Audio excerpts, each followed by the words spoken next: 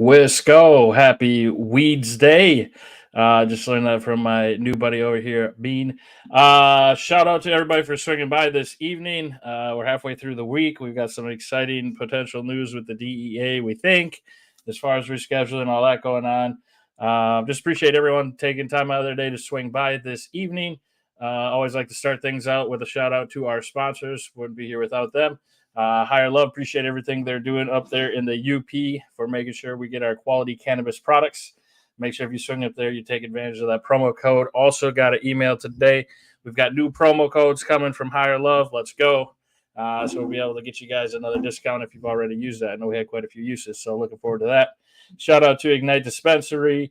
Again, we've got a couple things coming up down in the Milwaukee location, and then also their lounge is open in Manitowoc. We're working on booking something for that, so keep an eye out on that. Jill, she's the first one tonight. Let's go. Jill, don't mess around. All right. Well, let's get things rolling. I'm really excited for tonight's guest. I was kind of getting a little list together of like where I've seen this gentleman's name before, did a little research. Yeah, pretty awesome dude. And check this out. His last name is Bienenstock. Wait, did I say that right? Bienenstock? Let's go. Oops, I got you muted. Sorry about that, bud. How did I usually don't mute people. Oh, can't unmute your guest. Their mic isn't connected. Uh-oh. Did I disconnect it? He got all excited over there. He did a big, whoa, we're live. Pulled the mic out. It's okay. It happens all the time. Oh. No. I can edit your name. I can kick you from studio, which I don't want to do. Lisa, what's up, Lisa? Hey, Randall made it. Let's go, Randy.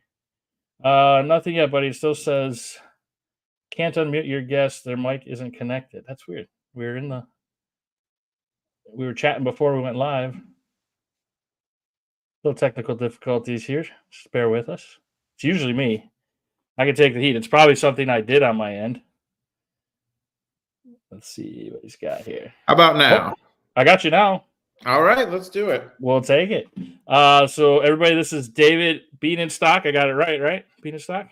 That's just fits. Is that like your writer name? Did you make that up? No, that is my name. Fair enough, man. My writer name is Dusty Tomes, but that's Dusty another Tomes. story. Love it. So real quick, I was kind of explaining. I've seen you around a bit, and then even digging in, I see you're around even a little more. Let's see if I got like the highlights. I kind of put together a little resume, if you will. So it looks like previous High Times editor, author of, I got to check this book out, How to Smoke Properly. I feel like you probably learn a few things. It's probably taking a few shortcuts. I've seen quite a few media appearances. Did you work for Vice too? Or like you were with Vice or? Yeah, I wrote a column called The Weed Eater about cannabis and food, and then developed that into a show called Bong Appetit. That is, definitely about food and weed. And I also wrote a lot of feature articles for them cool. back a few years ago about all different aspects: politics, culture, botany, everything. Awesome. Okay, I got to add that to the list to check out. And then also cannabis advocate and speaker. Seen a lot of different you talking about cannabis culture, policy. Man, let's just start. How did you get into all this? I'm interested to learn a little more, just kind of how you got started. Like all great journeys, bowling alley on Route 22 in New Jersey when somebody passed me a joint for the first time, and I didn't know it was something that would still be consuming me on the daily a few years later than that. But here we are. My first, but I just to not leave that too quickly. That first time that I really got high and really experienced cannabis consciousness was a big moment in my life. It was a profound experience for me. I'm not saying, it was a profound experience for the universe, but for me, it was. It really shifted my perspective on things.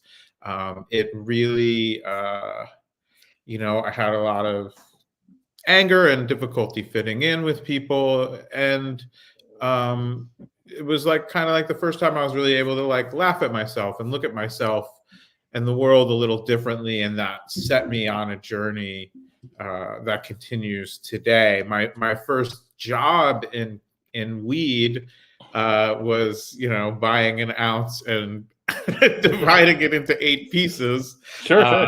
That never really went that far, Sure. you know, but it was economic activity. You know, it was smoking some free weed.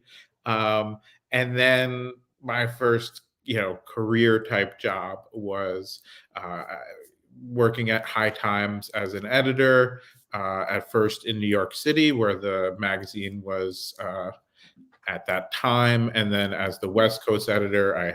I do have to say, I was at High Times back when it was cool. It wasn't cool because I was there. It was cool because it was under very, very different management and ownership at that time, going back to a real connection to the legacy of the founder, Tom Farsad, who was a weed smuggler, a political radical, a big part of the underground publishing movement of the 60s and 70s. There's a great new book that just came out about him called Agent of Chaos. And there's a 2-part episode of Great Moments in Weed History about that person, if you want to know more. It's a fascinating story. But from there, you know, what's kind of kept me interested in still writing about cannabis and making this podcast and telling these stories is, you know, when you talk about weed, you're talking about so many different interesting things, whether it's the criminal justice system and the political system, the medical industrial complex, health, wellness, botany, chemistry, cultivation, outlaw, gangster, smuggling shit, and then, you know, helping people through chemotherapy. You know, there's so many stories, so many aspects to it. Like anything, it's about the plant, but it's really about people. Absolutely. And real quick, I'll just make sure I get a link to the podcast as well in the comments for everyone. That should be out there. And then we got the link to the book as well. And I think that's similar. I mean, definitely. You know, I've been in kind of more of the public eye only a few. You know, I think about 6 months now. So definitely not quite as.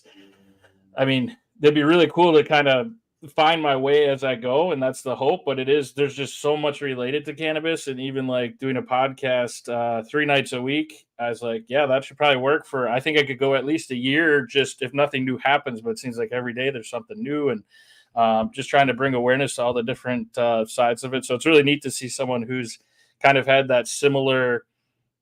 I know. I just want to help kind of get cannabis out there, whatever means that is, and kind of finding your way. And that's really neat, man. I'm really happy to see that you've made it this far, and look forward to continuing to watch your journey and see how far we can bring cannabis. And keep it up, man. That's awesome. Way cool. Oh, thank you. Yeah.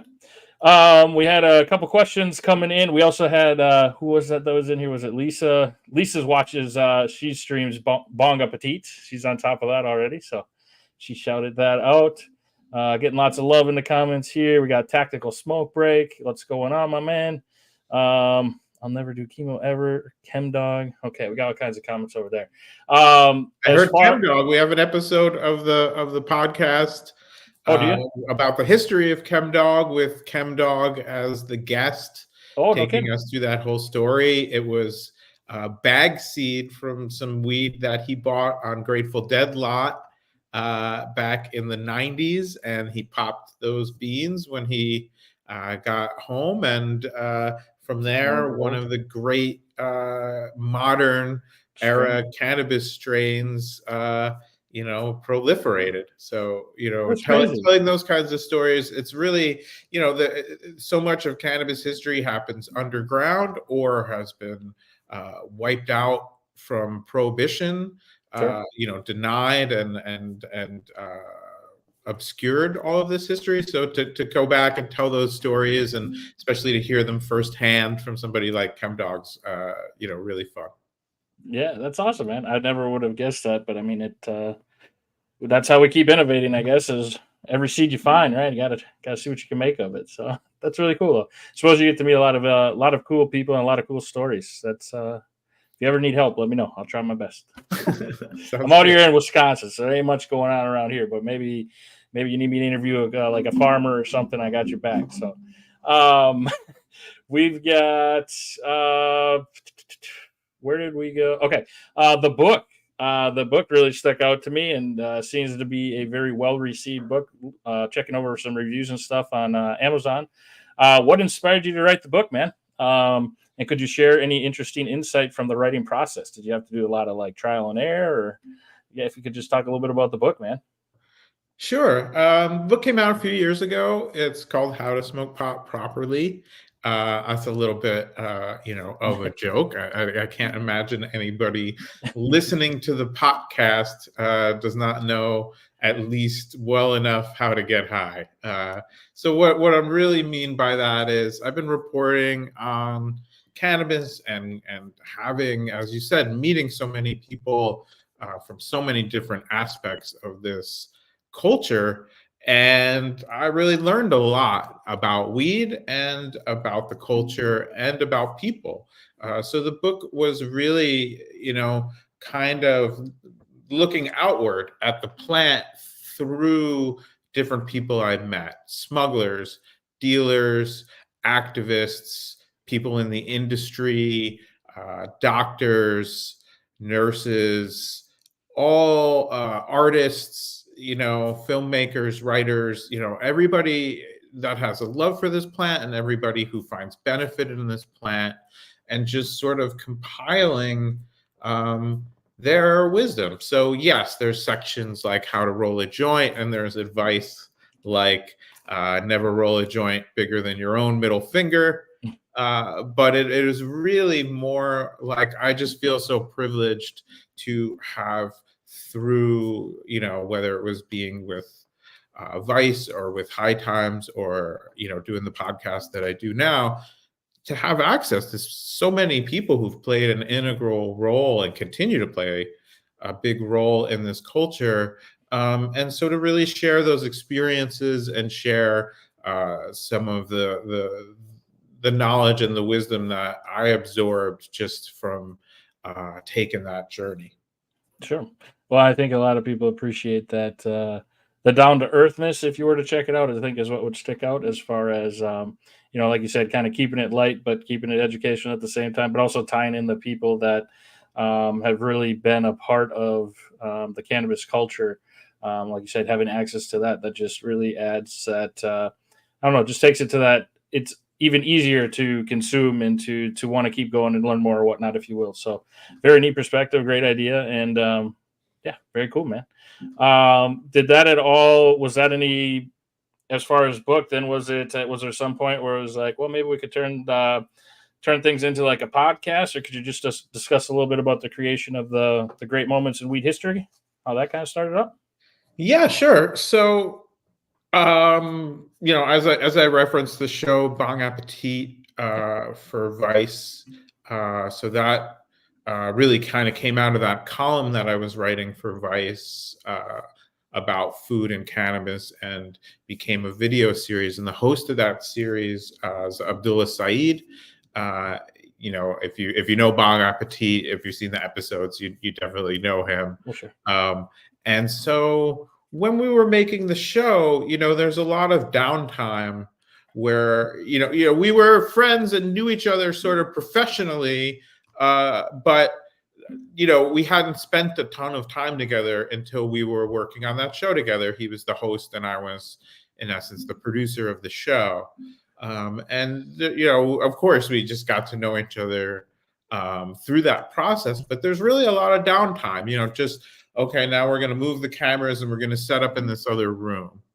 I'm not a camera operator. I'm not a lighting person. So, it would be an hour sometimes. Right. And, he and I would just, of course, sit and smoke weed and talk. And, share stories and really kind of developed a vibe just through that. And not to get too into it, but we both decided not to work with Vice anymore. There was just some fucked up shit going on there. Sure. And so we left that show, but we wanted to work together, and we actually tried a few different formats for a podcast. What if it was like this? What if it was like that? And uh, Great Moments in Weed History was one of a bunch of ideas that we tried out, and it really just clicked because there are so many, like the first episode of the show we recorded is Willie Nelson smoked a joint on the roof of the White House. I mean, that's just a pretty unbelievable story. And it's not that we, are the, it was out there as a story. It's proven historical fact. Willie Nelson acknowledged it. Chip Carter, Jimmy Carter's son, has acknowledged it. It happened, but you're not going to learn that in school, And then some of the stories, like episode 2 is about Maya Angelou, the civil rights activist, poet, and memoirist. Like, I still get emails from people who are on their own journey trying to find out about Maya Angelou because her writing has spoken to them, and they'll find the podcast episode because they're putting her name into the podcast engine and seeing what the hell is, well, when you look at it, it was a really central part of her life journey. She had a very traumatic life as a young person. It's all documented in her memoir, and she credits cannabis with allowing her to enjoy life for the first time. Those are her words and not my words. These are her words. It's powerful. How profound is that? And yet people can read a biography of her and it doesn't mention that at all, because so much of this history has been unwritten. And then we have, episodes about, Cheech and Chong, how they made their first movie, but also people like Dennis Perone and Brownie Mary and Wham, who are our own culture heroes, who, fought the government and got arrested for giving away free cannabis to AIDS patients and cancer patients. So, it's been done over 120 episodes now. Now it is, also an interview show. So I talked to a lot of people. The most recent episode that just went up this morning is with a guy named Breeder Steve, who is one of the premier cannabis breeders of the last 40 years, and had a seed company and supplied seeds even during Prohibition, especially during Prohibition, to people all over the world. So, the show, the other thing I would just say is we chose, it's just Great Moments in Weed History for a reason. I've written a lot of articles about people who have had their, lives torn apart by the war on cannabis. And, we definitely tell stories on the podcast about overcoming that, but it always has a great moment because there is so much to celebrate. And I think it's good for people to hear stories about people benefiting from the plant, or people overcoming all of this stigma and, the terrible injustices of the war on cannabis. Well, and I think you kind of touch on something that I feel like there's a certain crowd that it in my opinion, like the history and like the secrecy of some of like the main or the bigger users of cannabis, or like the bigger moments involving cannabis, or just I feel like my parents, for example, they're a little more old school, and I just feel like I could explain it as best as I could on a drawing board. Like, here's what cannabis is. This is why it's not. But just some of those stories, I think it just really goes a long way to show like how tough it really was. Like thinking just back like Paul McCartney, or just the numerous amounts of people that it was such a voodoo word that it's when you talk, like you said, when you talk history, you never hear cannabis for the most part, unfortunately, when it comes to anything. So I think that you really get a chance to highlight on that. That's something special. I think you bring a very unique aspect, one that would be greatly missed if you weren't doing that. So that's awesome, man. Thank you. I'll just say quickly too, as far as parents go, I would just recommend to anybody as one tactic, if you need to talk to your parents, especially if your parents are senior citizens at this point. Yesterday, or I think the day before, was Willie Nelson's 91st birthday. My guy is out there playing full length, top quality concerts, traveling all over the country, appearing on television. Now, I love my folks, but they are a decade plus younger than Willie Nelson, and they don't go out much. Sure. And so I think that's what, to me, the importance of these stories. It's like, yes, all of the data and facts and studies that you can bring to the conversation are vital. But ultimately, we're human animals, and stories are often what reach people. And just simply saying, like, I don't think anybody's going to doubt that Willie Nelson has smoked a lot of weed for a long time. You want to guess what year Willie Nelson started smoking weed? 1960? 1956. Holy shit. So dude's been puffing tough since 1956. So if you're not going to deny that, and you can't deny that he is out there living his best 91-year-old life, and you hear him in an interview, and he's sharp and funny and present and thoughtful, that's absolutely anecdotal evidence. Yes. But it's very powerful evidence. And especially, I think that Willie Nelson is maybe and Dolly Parton are the last two Americans that everybody likes. Through today, at least. Who knows what tomorrow brings. So, that's just a sense of, why I do think that this kind of format is important. No, very cool, man. Real quick, I know we could spend a lot of time on this, but I kind of assumed this would pop up at some point. Catherine has a great question. Could you guys break down what the rescheduling means for cannabis? I'll give you quick kind of my understanding. Just typing up a couple notes here quick. Essentially, it would make it more it would say that there is medical acceptance for cannabis. So that should really help with the research aspect and open up some doorways to studies, that kind of stuff. Regulatory impact would be a plus. Legal and banking changes would be a big plus, because businesses can't do anything tied to cannabis with most any financial institutions. But of course, there's always going to be concern when the government gives you hey, here's what we're doing. It's like, okay, well, what's on the backside of that?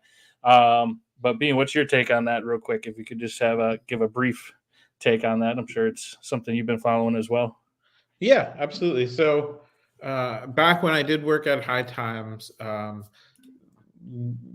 of the main people there running the show was an attorney who had been the attorney of the founder of the company, and he was a radical attorney. He defended political radicals of the 1960s. I mean, everyone from Timothy Leary to the Weather Underground and the Black Panthers. And he said something that really stuck with me, which is, now this is a prominent attorney, and he said, the law is what happens. It's not what's written on that piece of paper. Even in a scenario where everybody is acting in good faith, it's not a piece of paper, it's what happens. And then we know that our political system and every human interaction is rife with people who are not acting in good faith. So I think that what Schedule 3 means some of the concrete things you pointed to, absolutely. It's going to allow cannabis businesses to take normal tax deductions like every other kind of business does. That sounds boring, but it's really important to those businesses. It's going to allow more research because Schedule 1 creates a lot of barriers to research that will go away with Schedule 3. The big concern is that it's going to create an opportunity for the pharmaceutical industry to exert undue influence. And of course, the pharmaceutical industry is going to see any cannabis that is not being sold by them, or processed cannabis derived products, as competition. And the pharmaceutical industry has a lot of influence over the government because of what they spend on lobbying, because of the revolving door between politicians and the industry. Right. So that's a huge concern. And I would just say to people, it's really going to matter who at the federal level implements these laws. There you go. Like, that's what gets, when I say the law is what happens, that's a huge part of it. And, not to open a big, wider discussion, but I think it's important to draw this point because I hear a lot of people, Joe Biden's history on the war on drugs is terrible, historically, going back to the 1980s. His presidency, this administration, has been disappointing by the standards of where any one of us think things should be. But yesterday was historic progress, and it was instigated by an initiative from the Biden administration to create this review process. Versus the hostility of the Republican Party in general to cannabis is not much different than it's ever been, with notable exceptions. And you've had, as far as Trump goes, there's a lot of people in that circle that are deeply antagonistic to cannabis. You have somebody going out on the campaign trail and talking about, oh, we should just have the death penalty for drug dealers. These are dangerous ideas, and we need to take people at their word. And anybody who has been a part of really pushing back against this war on drugs knows how dangerous that rhetoric is, and that mindset, and that idea, whether people actually believe.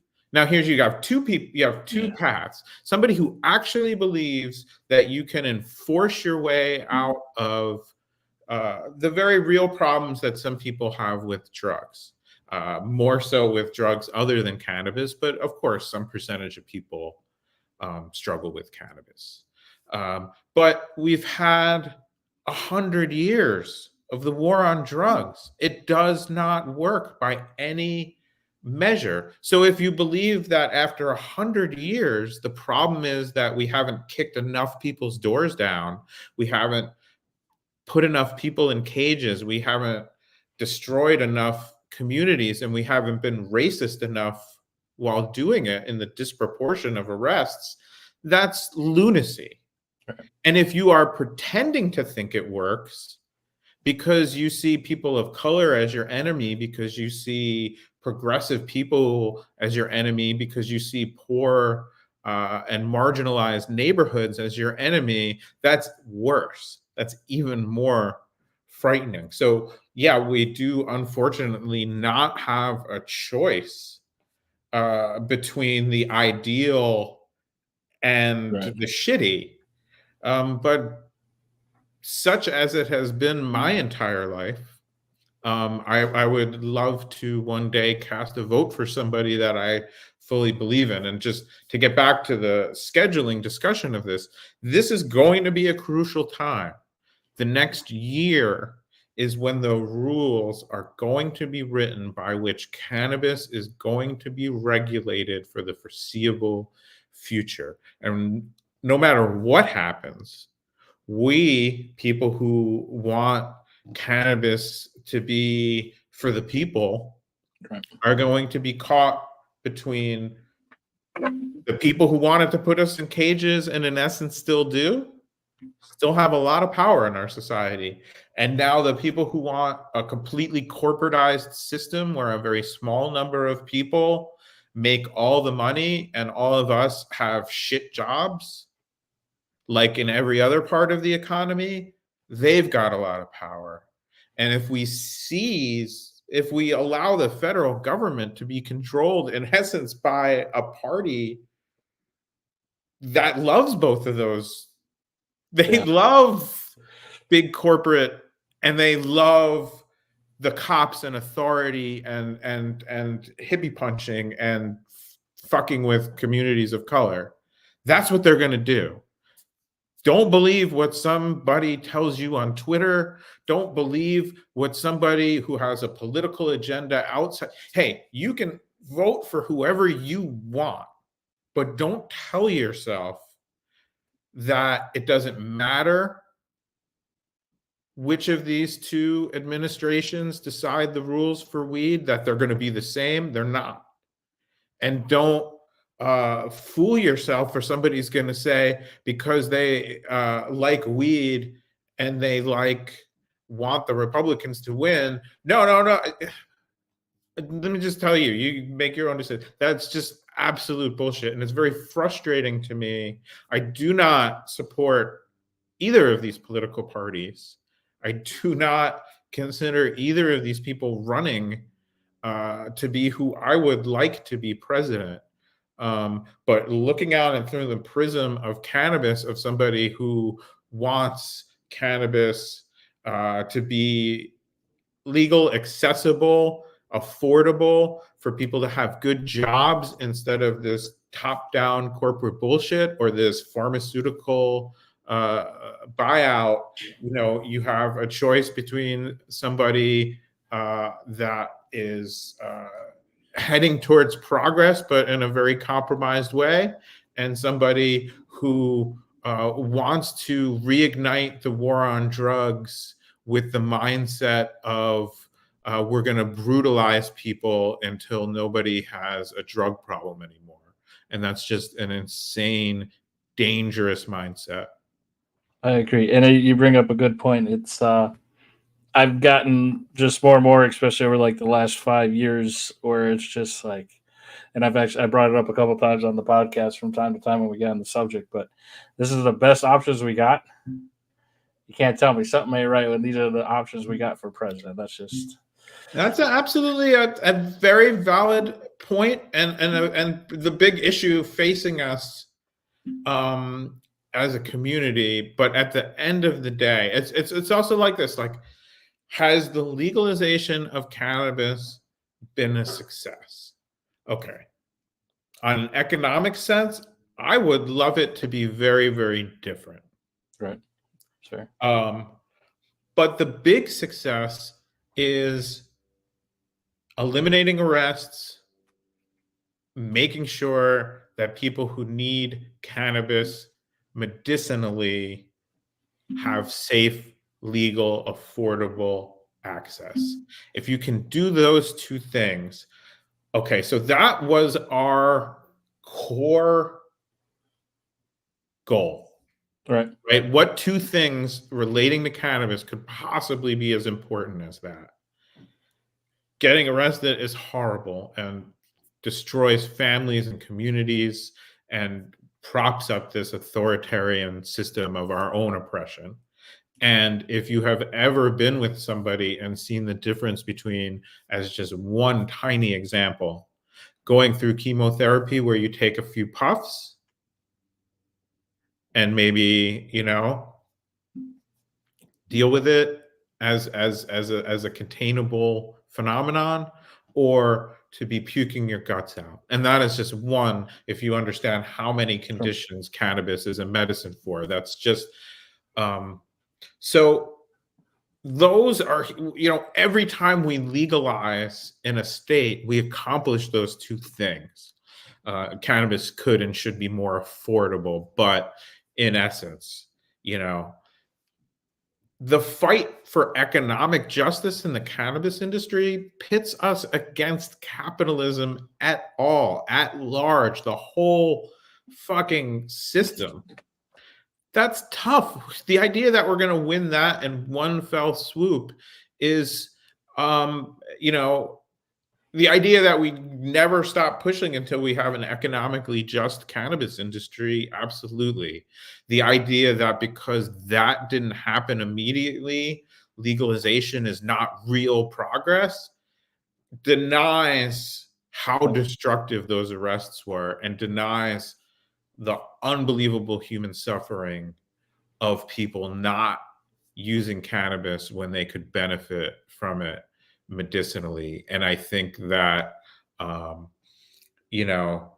think if people want to dig in that hard and say because legalization hasn't created a utopian world, I would just say, well, help us make it a utopian world. But at the same time, along the way, we have to think strategically, we have to think incrementally, and we have to understand that it feels good to be making, saying they're all crooks and they're all, yeah, so be it. But I like to say there's a big difference between getting punched in the face and having an anvil fall on your head.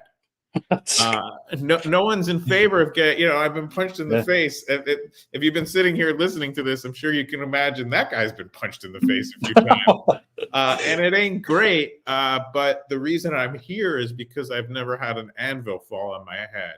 And that's, I wish I had better news, but that's the reality. And to not participate is to choose the anvil. If you're not at the table, you're on the table.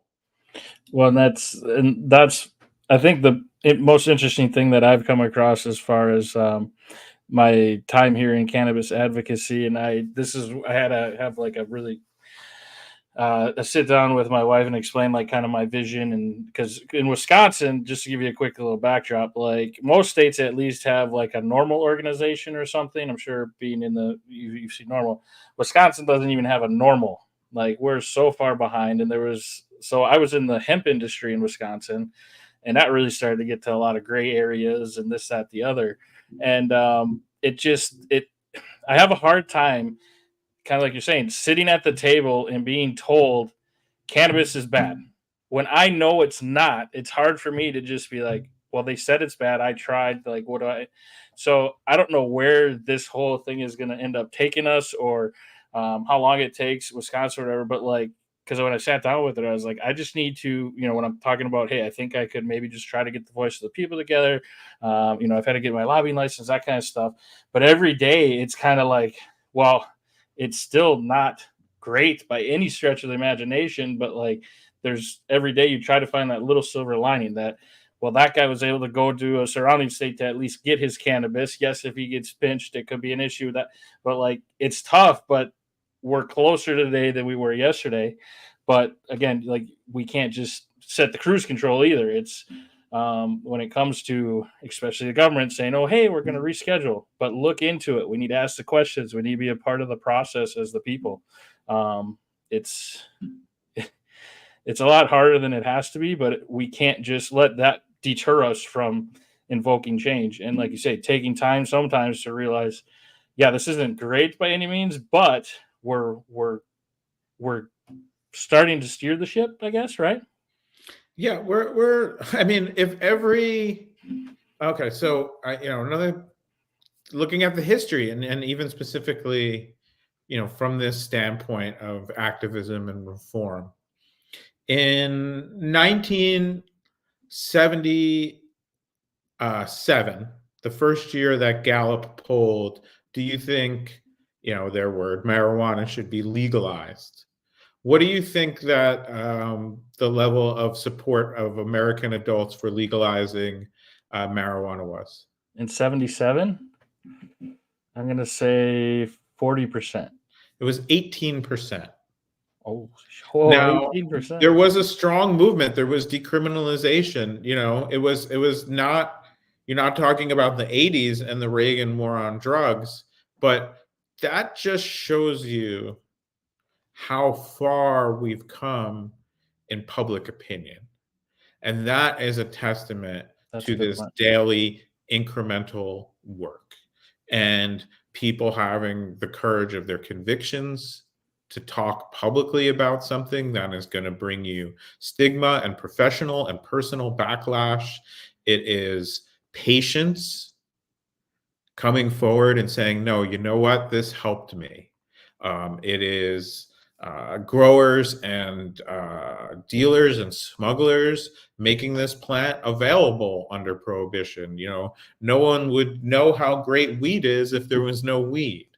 Right. And it is people lobbying the government. It is nerds writing reports. It is Jack Herer writing his book and going around the country and talking about the history of hemp to people and starting a whole movement around it. It is, it took us.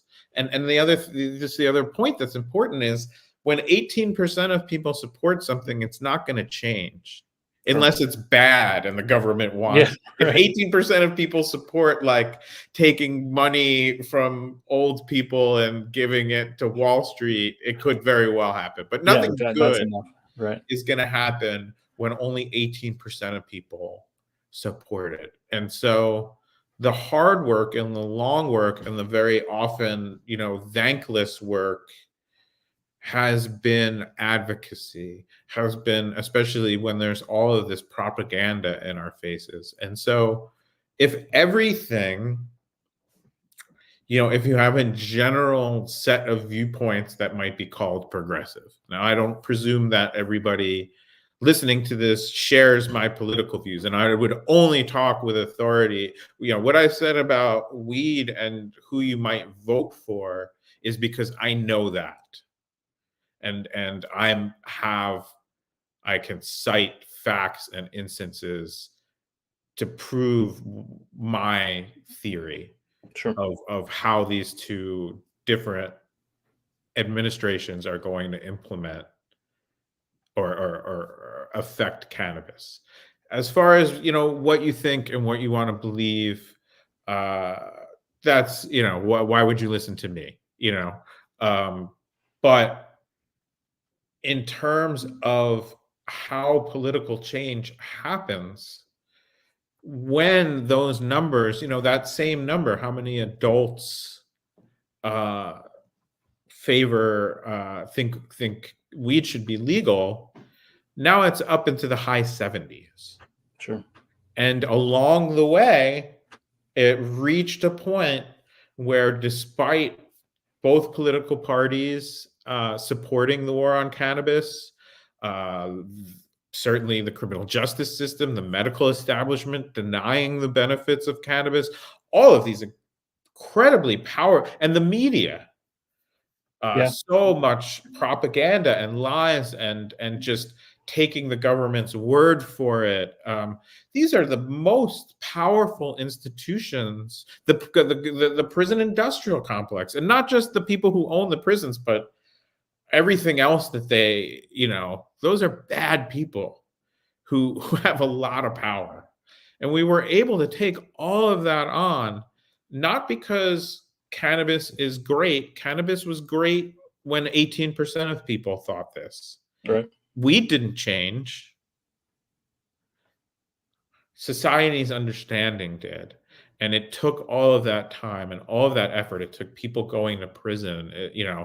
There was a time when over 800,000 people a year were getting arrested in the United States alone. The vast, vast, vast majority of that for possession only. And now that number is still unbelievably too high, but that number is less than a quarter of what it was. All of those people suffered for this change. But ultimately, despite all of that opposition, when there was enough support among the population and enough people pushed for this, we see it happening. That's unbelievable. Imagine if we lived in a world where every kind of progressive change uh, gained that much popularity, what the world would be like. And so, we need to really feel good about being a part of that movement of people. But we also just need to realize that, like, that's what it takes to actually change things. Yeah. And so if you're advocating right now for some position and you're looking at politicians and saying these people won't do what I want, but only 25, 35, 45 even percentage of people agree with you, your job is to get more people to agree with you. Politicians are never going to lead for anything good. And so I think that's a good perspective just to keep in mind as we look at the future of weed. If you live in a place that still doesn't have legalization, yes, you can try to influence those politicians, but you can also just do that work of informing and educating the public. And another thing I would just say to anybody in a state that has not already written the rules is home grow is the number one issue that you can push for. It's very simple to understand. It's a binary thing. Either you have it or you don't. Whereas the rules about how many dispensary there's going to be and who has the licenses, it all gets very complicated. It gets into little backroom deals of power brokers. And even once there's that piece of paper that you fought so hard for, the law is what happens. And it's just tough and heartbreaking. And we need to fight for that piece of paper and the implementation. But home grow, it either happens or it doesn't. It is a clear, basic human right. It is about liberty and freedom. Even people who don't care about weed in their personal lives will understand that. If you're saying, why can't I grow? If this plant is legal, why can't I grow it in my backyard? That has a big tent. A lot of people will support that unless they're really against weed. And what that does is, one, you can grow a lot of weed. Like, Sure. hooray, hello. Right. If you happen to have the room for 6 big outdoor plants, man, you're going to be happy. And Really good. your friends are going to be very happy. And if you don't have that room, somebody will, but it's also going to make sure that you're not at the mercy of the dispensaries, that the dispensaries can't jack the prices up too much, and the regulatory system can't add so much tax, because if everyone's growing weed and giving it away, who's going to pay, $70 walking out the door for an eighth? I got to run I'll be back in 30 seconds. You're good, man. You can hold the room. No worries, man. Wow, this guy is really, really glad this gentleman was able to join us. And I'm glad you guys asked that question. Just really lighten the fire. What are your takes? I think he's got a good point. Yes, it does suck that we can't just say, hey, this needs to be done, but we're getting there, and we need to keep the pedal to the metal. We need to keep growing our reach. We need to keep influencing the people around us. I mean, these politicians, they might not be the key. Maybe it is really, we just need to put the pressure on them all together. That makes a lot of sense. A lot of sense. Bean. Oh, wait, what was it? Bienenstock? Yes, Bienenstock. You got it. Yeah, got it, man. All right. No, I really appreciate that insight. And like I was just telling the folks, that kind of just helps put a little fuel on the fire. Because, yeah, it gets to be a great way. I was just kind of thinking when you were explaining, like, where we're like from the 17 to the 670s, like that's taking the Titanic and at least you're not headed straight for the iceberg anymore. But that whole process was 40 years. You know what I mean? And trying to visualize that. And I think, like you say, especially as that number continues to grow, that is probably the key to change. Because yeah, I've started to notice like the politicians, it doesn't really matter what you say. Like, you can have all the data in the world that supports your case, but if you go in there and their mind's already made up, what are you going to do? Well, their job is to get one. Thanks, Italian Stallion.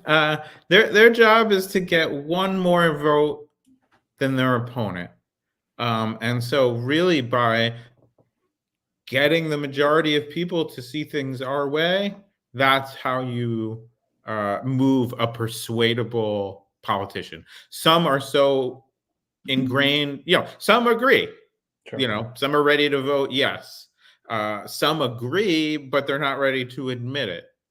And what they need is to see a level of support that's going to make them understand, first and foremost, this isn't going to cost me my job.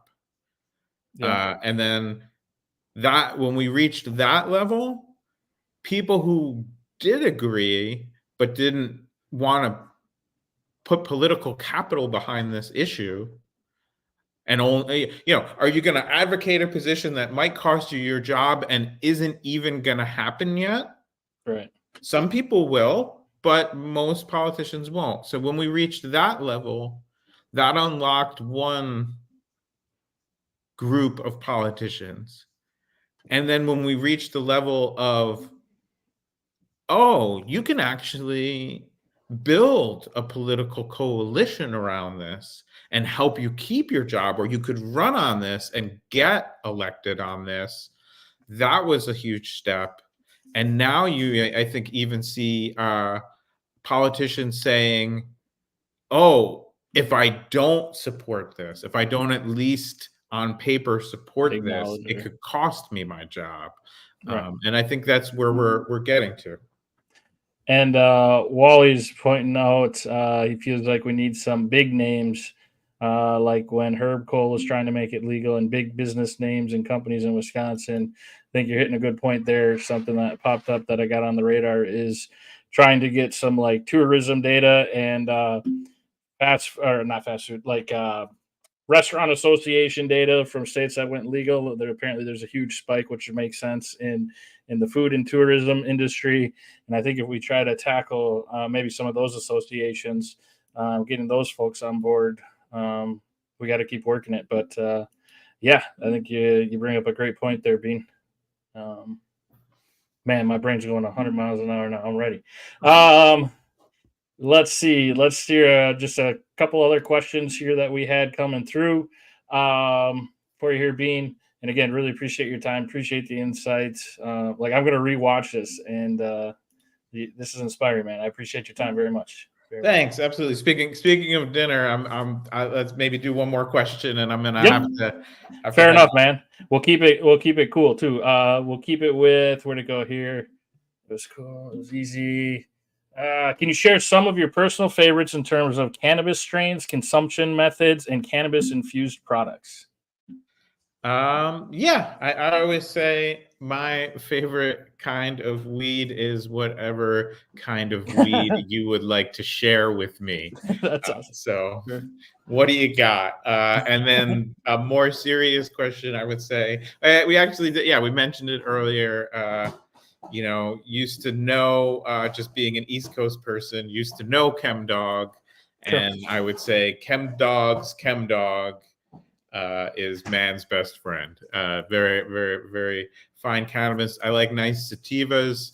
I'm definitely more of a joint person than anything. Although, and another good part of legalization is I did not fucks with edibles for about 15 years after a harrowing Grateful Dead concert parking lot goo ball situation. Although I do always have to say, that wizard that sold me that goo ball told me to only eat half until the second set, and I did not follow his You wise lost the counsel. directions. Yeah. I made that very rookie mistake, but it wasn't until you could get edibles and know how strong they are Yeah. That is that I was, and I love edibles, but not when you not don't, the you know. old I roulette always say wheel. to people, how much would you drink if you didn't know whether a half a glass of wine was going to hit you like a half a glass of wine or like 9 glasses of wine? That's a good one. You would not. So yeah, but I think as long as you are finding all the different strains. We just had an episode of the show. The most recent episode is called "Where Do uh, Weed Strains Come From?" And I talked to this guy, Breeder Steve, and we've done the story of OG Kush and Chemdog and Sour Diesel. I did one episode, the 7 OGs. strains that changed the game. So I love it and I find it interesting, but it's not what is important. Somebody, Valerie Corral from Wham, which is a great episode of the podcast, she once said to me, and this is somebody who has for decades been helping medical patients with really serious ailments, growing cannabis for them, supplying it to them, working with them. So someone who really put a lot of thought into this, but she said the difference between some and none is vastly bigger and more important than the difference between this or that. And I think that's I think that's a really, great way to end the podcast. I love it. yeah, That's a good yeah. way. Well, hey, man, I really appreciate it. Guys, make sure you check out the book with the awesome podcast. Got a couple of links in there for you. Man, really appreciate your time, buddy. Seriously. Glad you reached out. Glad we were able to get you on here. And let's stay in touch, man. Really appreciate it. Absolutely. Stay high and healthy, everybody, and see you on the other side. All right, Bean. Have a good night, man. Thanks again. You too. Thanks. Have a good night, everybody. We'll catch you guys